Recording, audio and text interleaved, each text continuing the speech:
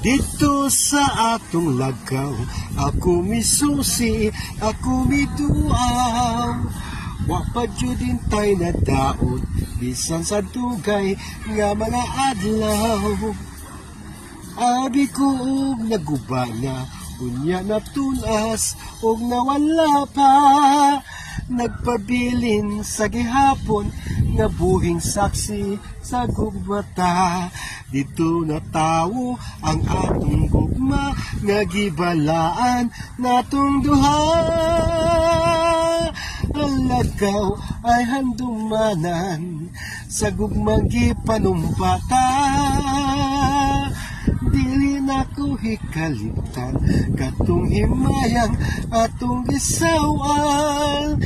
Kay dito atong namugna unang kalipay hilabihan. Kay dito atong namugna unang kalipay hilabihan.